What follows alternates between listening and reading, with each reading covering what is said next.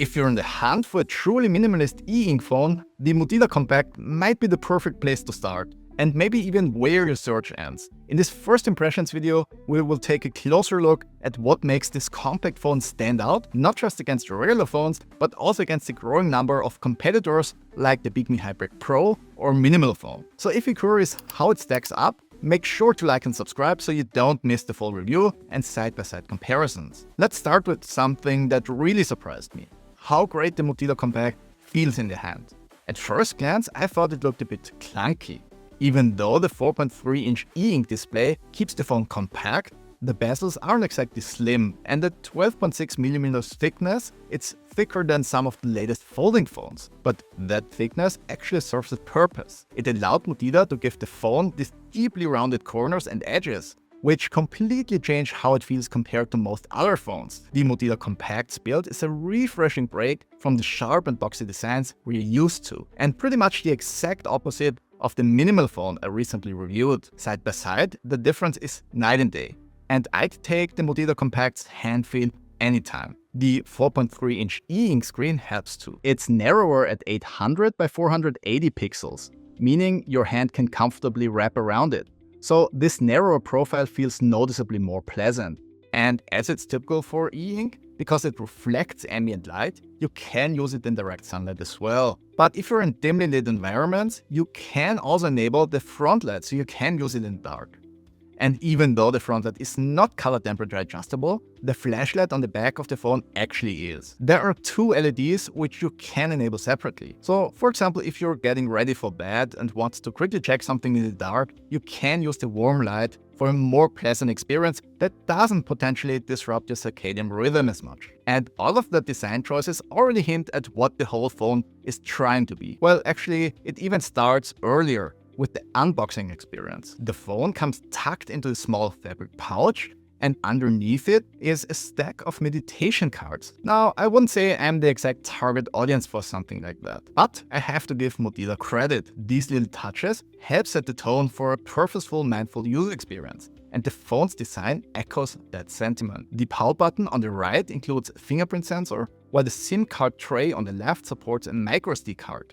And there is an offline switch below that, which disconnects the microphones and modem on a hardware level, and disables Wi-Fi, Bluetooth, and the camera on a software level. So like a more secure airplane mode. Personally, I don't really need it, but it highlights the phone's focus on mindful usage, and I can definitely see the benefit of having easy access to going offline like that. Another feature I appreciate even more is the Mudita Kompakt's focus on privacy. Even though it doesn't look like it, the Mudita Kompakt actually runs Android, specifically AOSP 12, a stripped-down open-source version without Google apps. That's not the latest version, but since the phone doesn't want to be a smartphone, I'd say it doesn't matter as much. It's not a Dumbphone either, but it's not trying to be a full-on smartphone, more like a digital detox device that still lets you run Signal or WhatsApp, for example. What matters is that the phone ships without Google services, and privacy is baked into its core philosophy. But you can still sideload apps. But first, let's talk about the user experience, which is possibly the best adaptation of Android for e-ink I have seen. It helps that Mudita is going for a minimalist approach, which allows them to cut down on the UI clutter that plagues many other Android e-ink devices. But even beyond that, the UI adaptations are excellent. The company didn't just compile Android and call it a day. They actually reworked key user interface elements for the e-ink screen to provide a consistent user experience. For example, the control center is much easier to use than on many other e-ink devices, thanks to the reduced number of toggles and well-spaced items. Even the standard Android pop-up alerts were adapted incredibly well. The same is true for all pre-installed apps. None of them feel like an afterthought when it comes to the e-ink optimization. But of course, aiming for a truly minimalist phone does come at the cost of functional scope. There's no notification center by default, and a few more advanced settings like battery usage stats, optimization options, or detailed Android app settings are either simplified or completely missing. There's also no browser, since all of that would take away from the minimalist idea. So if you rely heavily on apps, notifications, or web browsing, this phone is probably not for you. However, as I mentioned, one of the great things about the Mudita Kompakt is that it still lets you sideload apps. Because even with the minimalist phone, I can't go without Signal or WhatsApp, to be honest. And a browser for at least occasionally looking something up on the go is also important to me. I'll go into more detail about sideloading apps in the full review, but suffice it to say, you can add more apps if needed and even change the default Minimalist launcher.